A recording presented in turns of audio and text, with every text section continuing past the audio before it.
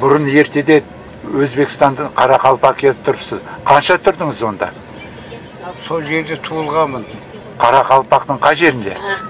Қарақалпақтың Шақаман дейтін жерінде туылғанмын. Сонда ол қай жылы тудыңыз? Қай жылы тудыңыз? 42. 42. Сонда сіздің әкелеріңіз ол жақта тұрғылықты ма, бұрын барған ба екен? Сол жаққа айдалып барған. Қай жылдары? 30 жылы. Айдалып.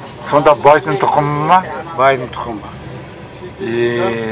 Содан кейін тұрақта қалдыңыз соларда? Енді әкеміз өліп қалды кейін.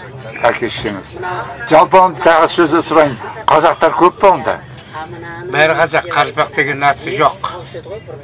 Қарақалпақ дегеннің бәрі нация Қарақалпақ емес. Нация еш жерде жоқ Қарақалпақ деген. Қолдан қойылған нация. Негізі қазақ дейсіз? Қазақ. Өзің нелсің сен? Мен орта жүз арғыннан тараймын. Арғыннан тарайтын болсаң, ол жақта да арғын, Қарақалпақтың арғыны. Қоңыраты, Қарақалпақтың қоңыраты. Сонда бәрі бұл біздің рулар ғой? Енді тоқтатып, мені айтып атырмын саған. Жақсы, жақсы. Мұнда Қаңлы дейді ұлы жүзде. Қаңлы деген ұлы жүзге жетер ме? Ол жақта Қарақалпақ Қаңлы. Үйсінің не ұры болса, бәрі сол жерде бар. Ол анығын есептеп білгің келетін болса, онда Қоңыраттың шежіресі деген кітап бар.